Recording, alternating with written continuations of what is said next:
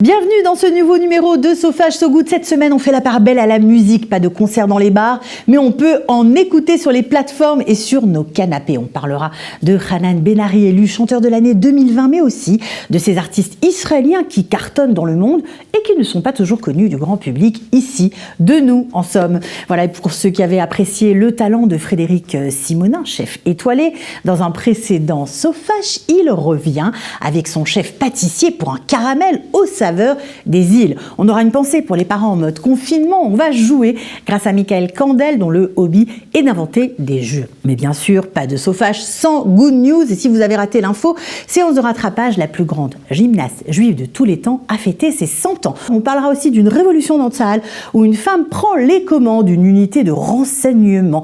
Start-up seront au programme également. Bref, beaucoup d'infos. On recharge les batteries. C'est parti.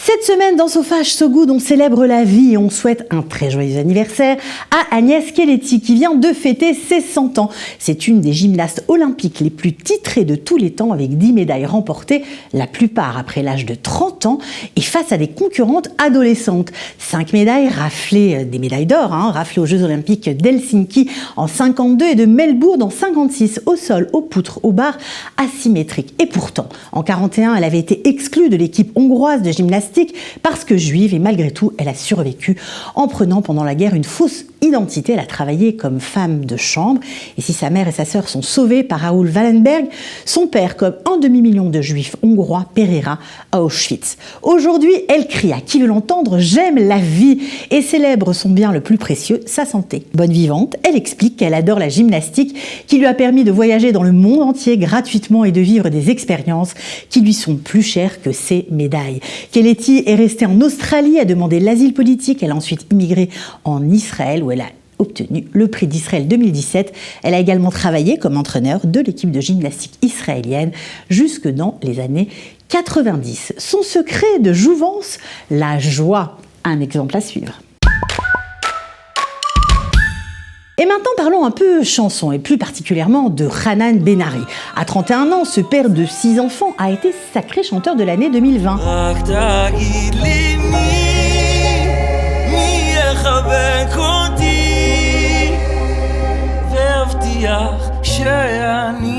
Et a fini premier au hit parade 5780 de Rechet Gimel. Alors oui, 2020 c'est fini, mais j'avais vraiment envie de vous parler de lui. Ses textes, sa musique, ses questions existentielles et son rapport à Dieu ont conquis les Israéliens.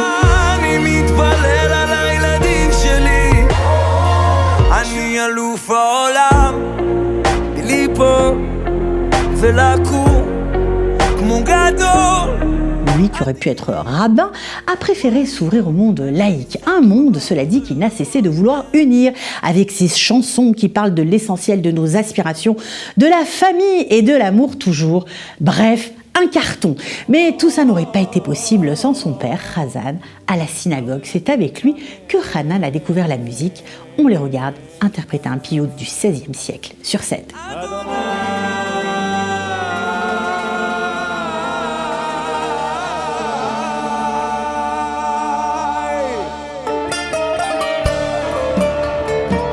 C'est vraiment émouvant, non ? Et justement, c'est en 2016 que sa carrière démarre. Son premier titre, Achaim Shelanu Tutim, écrit alors qu'il était prof, a été réalisé grâce à une campagne Head Start. Et boum, 15 millions de vues. Une mélodie orientale, mais qui tourne rapidement au hip-hop. Notre réalité décrite au millimètre pour le chanteur, malgré les travers de la société israélienne. On n'a pas le droit de se plaindre.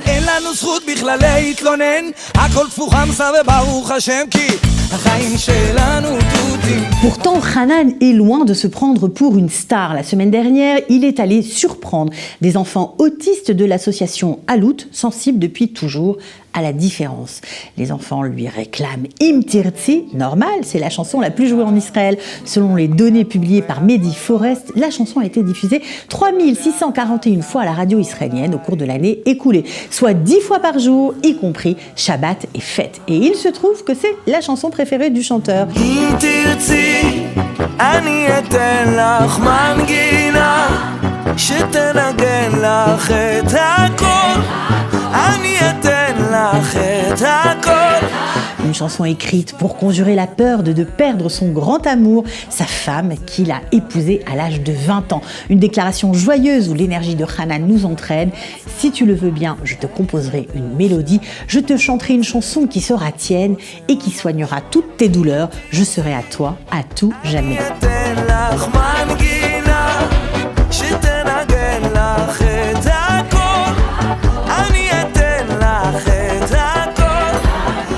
Qui distille de la joie, un mixte d'accords mineurs, de touches de klezmer ou de New Orleans, impossible d'y résister. Alors la séduisante Noa Kirel, face à ce phénomène, se contente de la 9e place du classement avec $1 million.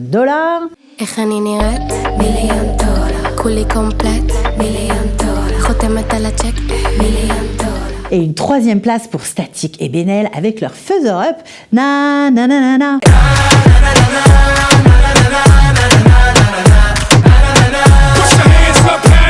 Le grand absent, c'est Omer Adam, surprenant quand on sait qu'il est en pole position, surtout sur YouTube et Spotify.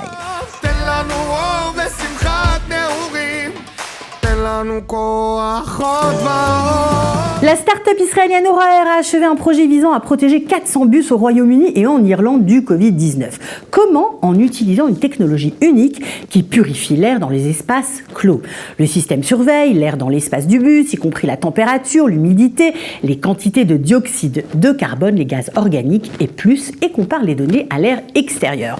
En cas d'écart, le conducteur reçoit une alerte immédiate. 5 fois par heure, l'unité de purification effectue un remplacement complet de tout l'air du bus. Une étude menée à l'hôpital Sheba a déterminé que le système avait la capacité de détruire diverses bactéries et virus, y compris le coronavirus, à un taux de 99,9%. Le système a été vendu à des écoles, des gares, des bureaux, des grandes entités en Israël, en Europe, aux États-Unis et en Extrême-Orient. Paraît-il que même le roi d'Espagne a fait installer cette technologie dans son palais de la Zarzuela. Et à présent, une nouvelle qui va réjouir toutes les femmes d'Israël. Et une première pour Tzahal. La lieutenant-colonel R, 37 ans, mariée et mère de 2 enfants, a été nommée chef de l'unité de renseignement militaire pour tout ce qui concerne l'Iran, devenant ainsi la première femme à occuper ce poste. Dans son nouveau rôle, R supervisera la collecte de renseignements contre ce que l'armée définit comme des États ennemis et, bien sûr, l'Iran fait partie. Elle a gravi les échelons du renseignement militaire, elle a commencé son service en 2002, déchiffrant des images aériennes, puis a suivi une formation d'officier et a occupé un certain nombre de rôles au sein de l'unité 9900, où elle était chargée de la création de cartes à partir d'images cryptées. Première déclaration de R, je suis ravie et fière d'être la première femme à occuper un poste aussi important pour la sécurité d'Israël. Kol hakavod, Mrs. Et direction Tel Aviv à présent avec Jérémy Orgen, le patron du Ezor, une super salle de concert. On fait le point sur les musiciens israéliens qui cartonnent dans le monde, mais que le grand public ne connaît peut-être pas. Rassurant de savoir que tout n'est pas au point mort, qui l'eût cru ? Jérémy Orgen, bonjour. Bonjour. Alors on est super contente de t'accueillir parce que tu es le patron de la fameuse salle de concert à Ezor. Alors en ce moment, tu bosses pas beaucoup, évidemment. Par la force des choses, par rapport au chômage technique. Alors, on s'est dit qu'on allait profiter de toi pour nous parler bien de la musique israélienne, mais pas de la musique qu'on entend sur les radios, des chanteurs assez connus, etc., plutôt mainstream, mais plutôt des Israéliens qui sont connus dans le monde entier et que nous, Israéliens, vivant ici, on connaît peut-être pas forcément. Tout à fait, tout à fait. Il y a, comme je le dis assez souvent, aux amateurs de musique qui s'intéressent à ce qui se passe en Israël, il y a un peu, on va dire, deux parcours pour les musiciens. Il y a le parcours radio, grand public, musique qui va rentrer dans les styles de ce que les gens écoutent d'habitude, mais à côté de ça, il y a aussi toute une gamme d'artistes qui sont actifs ici en Israël, qui cartonnent, vraiment des spécialités très, très particulières, mais qui cartonnent. Alors, on commence peut-être par Noga Erez, on la connaît bien, elle est quand même, elle a vraiment une carrière incroyable. Elle en est où, Noga, cette année ?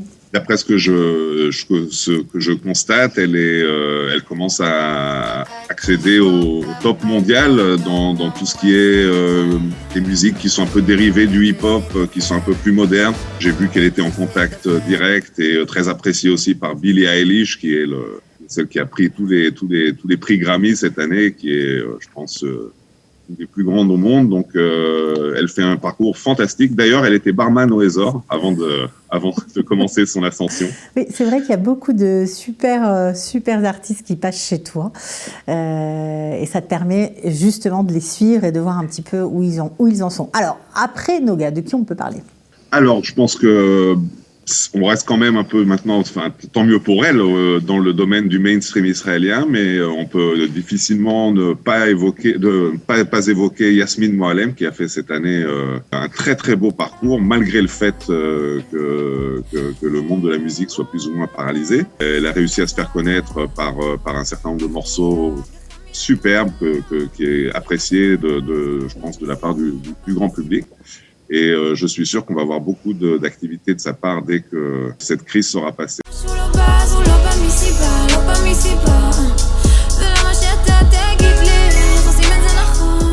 Mais sinon, il y a encore d'autres projets qui ont vu le jour pendant cette année, notamment un projet qui porte le nom de Shabazi 1619, projet dirigé par Ravid Kahlani, que certains connaissent peut-être dans l'activité de son groupe Yemen Blues, qui lui-même est un succès international. Alors ça tient à cœur ce projet, parce que c'est quand même très particulier.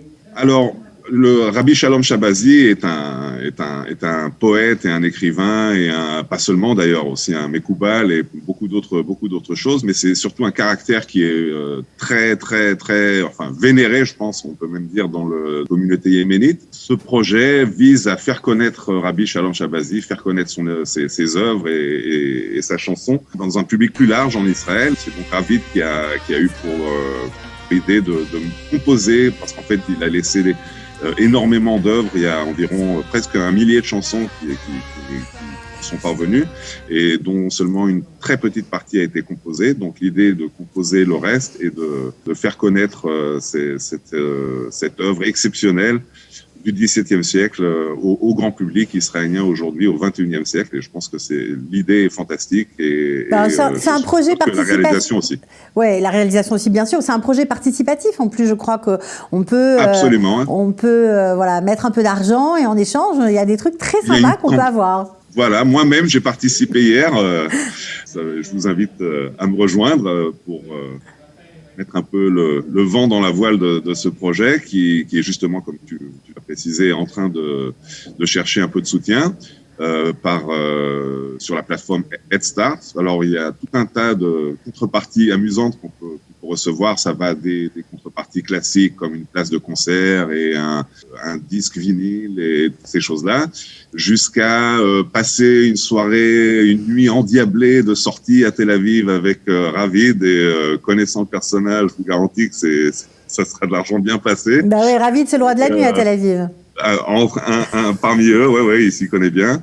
Et on peut aussi avoir, et là c'est ce que j'ai choisi moi, on peut avoir en contrepartie un koubana, c'est un genre de brioche yéménite, c'est délicieux parce que Ravid est aussi cuisinier à ses heures. Il y a un tas d'autres c'est très sympa, quoi. C'est vraiment un chouette projet d'abord pour faire revivre la musique yéménite et puis en plus on peut aussi en profiter avec tout ce que tu viens de nous raconter. Alors, quels autres artistes tu as remarqué? Je sais que tu es un fan de reggae. Je suis personnellement un fan de reggae. J'ai même mon propre groupe qui s'intitule Ronald Reggae. Mais je voudrais aujourd'hui parler d'un groupe qui s'appelle The Young Israelites, qui est un groupe connu parmi les amateurs chevronnés ici en Israël. Mais comme le reggae étant un style de niche, c'est pas le genre de choses qu'on va écouter à la radio, qu'on va entendre à la radio ici. Par contre, c'est un style qui est très suivi par des communautés de fans dans le monde. Et ce groupe, The Young Israelites, a été remarqué cette année par le plus grand spécialiste mondial, un type qui s'appelle James Rodigan, qui est suivi, lui, par la communauté dans le monde entier, et qui est tombé amoureux de ce groupe et qui a fait énormément pour les faire connaître. Et je vous recommande d'écouter. C'est très sympathique. C'est un reggae inspiré du style qui est jamaïcain de la fin des années 60. C'est très, très chouette. Très bon enfant, très belle musique. Et là aussi, ça cartonne, alors que nous, voilà, personnellement, je ne les connais pas. Donc, voilà, je l'imagine que je ne suis pas toute seule. Donc là aussi, on te remercie parce que ça nous donne l'occasion d'ouvrir un peu nos horizons. C'est tout le but de cette chronique. On finit avec un petit dernier ? Là, c'est pas de la musique, c'est plutôt un format. Je sais pas, vous avez peut-être suivi depuis que le confinement est devenu le mot d'ordre. Il y a de la diffusion de musique il y a aux States quelque chose qui s'appelle Tiny Desk. Et ce sont en fait des diffusions de concerts qui se passent sans public dans des petits endroits confinés, justement. Et il y a un peu l'équivalent de ce format qui a vu le jour ici en Israël. Ça s'appelle Béton, comme béton, en fait. Et c'est une petite salle qui met en scène tout un tas différents artistes qui proviennent du monde généralement de la musique ethnique, mais pas que, aussi de singer-songwriter, de la musique acoustique, en tout genre. Très intéressant, très varié. Je vous suggère d'aller faire un tour là-bas. Voilà, alors on fait quoi ? On tape Béton sur Internet et on trouve... B-E-T-O-N. Voilà, et tout voilà, simplement. Et c'est parti, on pourra écouter plein d'artistes, voilà, pour ceux qui ont envie de sortir un petit peu des sentiers battus. Merci beaucoup, Jérémy Orguen. On te souhaite de réouvrir ta salle très bientôt. Tu as une date déjà ou très bientôt. Pas du tout. On espère que ce troisième confinement ouvrira le chemin vers la réouverture des salles et la reprise de la vie normale, mais pour l'instant, on est en attente, comme tout le monde. On est en attente. On écoute de la musique. Apparemment, voilà, tu gardes la pêche et c'est tant mieux. Merci beaucoup, Jérémy. On te retrouvera à une prochaine occasion. Ciao, ciao. Au revoir. Et Sofage So Good, c'est l'occasion de cocooner et de cuisiner, évidemment. Frédéric Simonin, mon chef étoilé préféré, nous ouvre de nouveau les cuisines de son restaurant parisien pour une douceur aux dizaines de variantes possibles. Mais bonjour tous les deux, on est ravis que vous nous accueilliez dans votre super cuisine. Ça va Frédéric ? Bonjour Cathy, comment tu vas ? Super, surtout qu'on va manger là avec toi apparemment.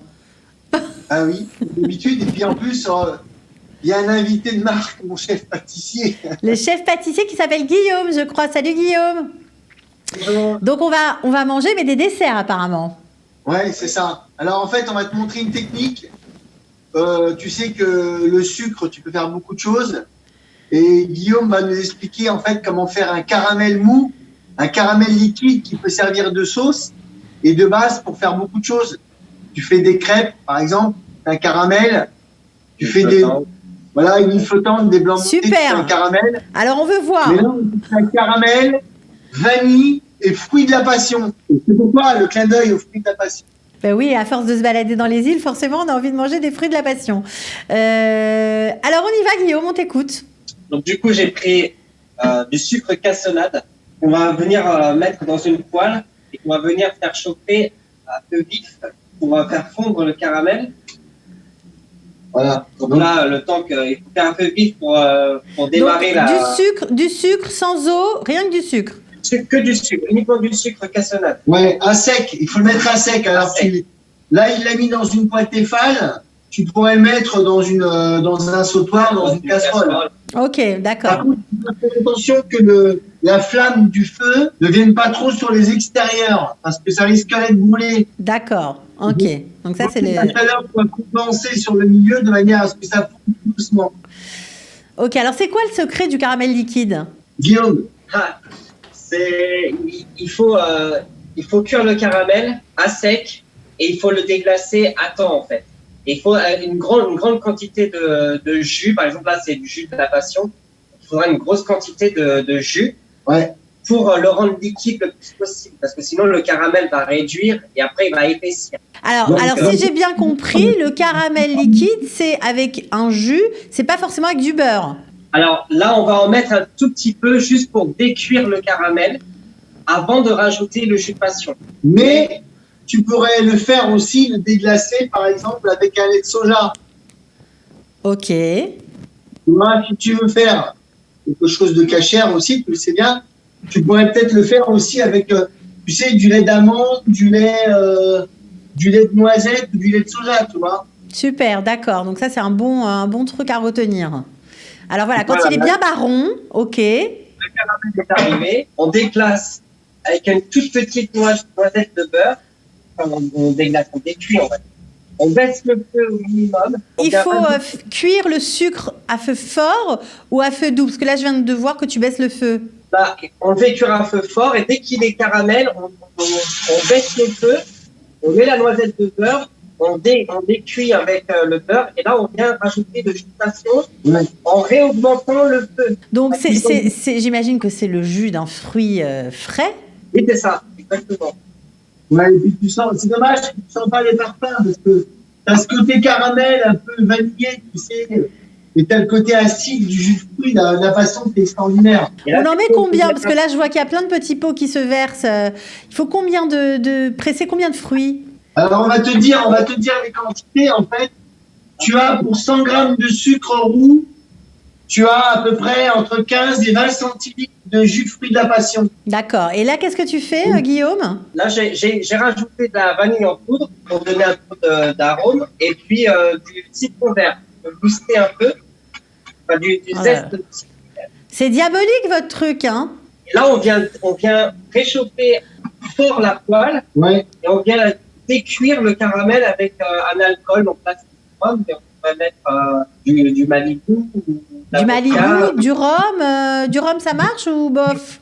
Et on vient faire légèrement flamber. Et en fait, là, on va faire évaporer l'alcool. Ouais. Là, je peux rajouter des graines de fruits de la passion. D'accord. Dans mon caramel. Et après, on pourrait même rajouter des noisettes concassées, des raisins de Corinthe. Enfin, voilà, on peut, magnifique. Alors après, qu'est-ce qu'on fait une fois que c'est fait? On peut s'en servir pour, je sais pas moi, accompagner une glace à la vanille. On peut mettre ça sur des crêpes, sur une île flottante, faire flamber une banane. Ok, alors après, comment on fait pour le conserver? Il faut l'utiliser tout de suite, j'imagine. Alors, on peut le conserver en boîte. Ah bon? Hermétique. D'accord. Et puis, éventuellement, le faire réchauffer, par exemple, dans un micro-ondes ou alors de nouveau dans une poêle. Très bien. On utilise une grosse quantité de caramel, en fait. Mais après, tu peux le mettre avec du jus d'ananas, tu pourrais le mettre avec un jus de mangue, tu peux faire ce que tu veux. Okay. Même éventuellement mettre un jus de fruits rouges avec. Extra, d'accord. Ouais. Vraiment, on peut être très imaginatif. Mais en tout cas, le résultat est super beau. Vraiment. Ouais. Et je vais te dire un truc. Si j'étais en Israël, j'aurais fait un caramel parfumé à l'anis. J'aurais mis dedans de l'anis étoilé et j'aurais déglacé ça avec un peu de bourra derrière. Mais j'adore Frédéric Simonin. Tu as toujours les mots qui font plaisir. Tu vois ? Merci beaucoup en tout cas à tous les deux. On va être obligés de revenir vous voir bientôt. Et quand tu veux. Merci Kalita. Grosse bise. Allez, ciao, ciao.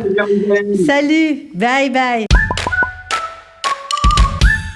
Et si vous vous rappelez du philosophe Alain et de son propos sur le bonheur, impossible d'oublier cette phrase « Qui aime, joue ». Michael Candel adore jouer et il nous propose un truc très simple à fabriquer soi-même pour le plaisir de tous. Michael Candel, bonjour.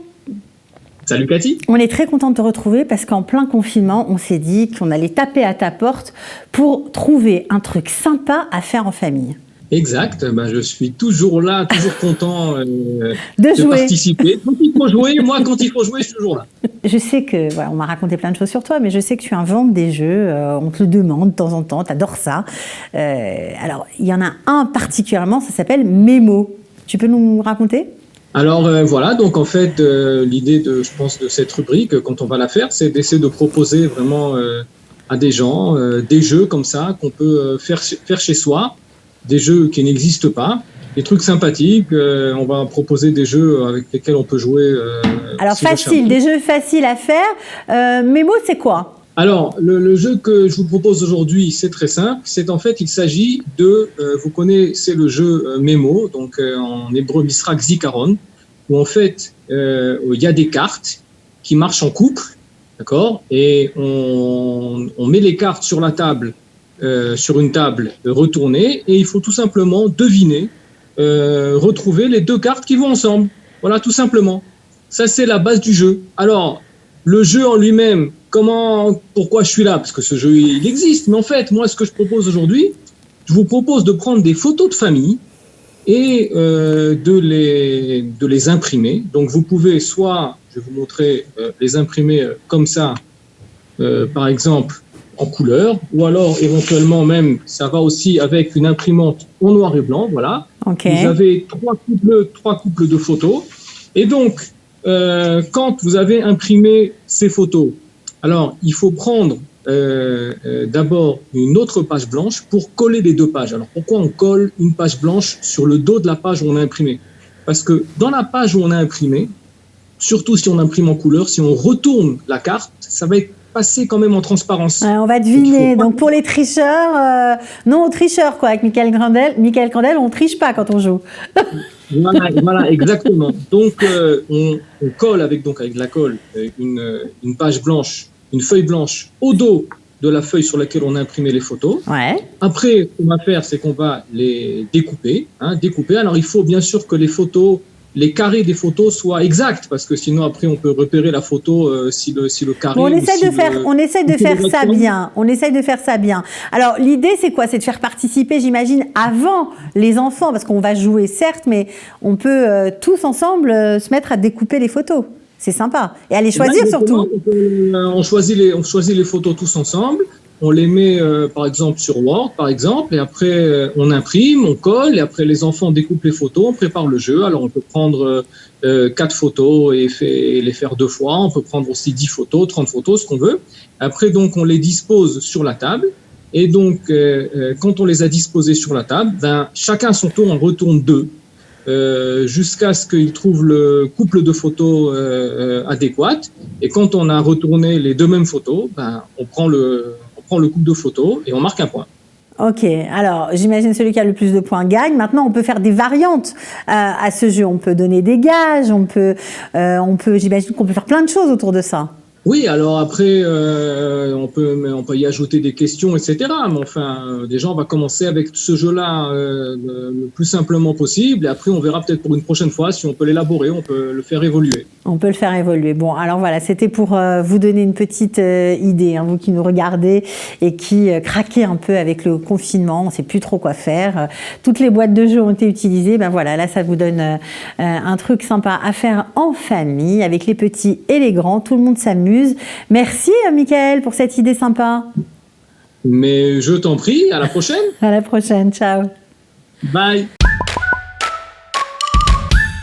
Voilà, So Fâche So Good, c'est fini. On se retrouve la semaine prochaine sur YouTube et sur Facebook. D'ailleurs, merci pour vos messages. Si vous avez atteint les 50, courez vous faire vacciner. Et comme toujours, on monte le son. Ciao.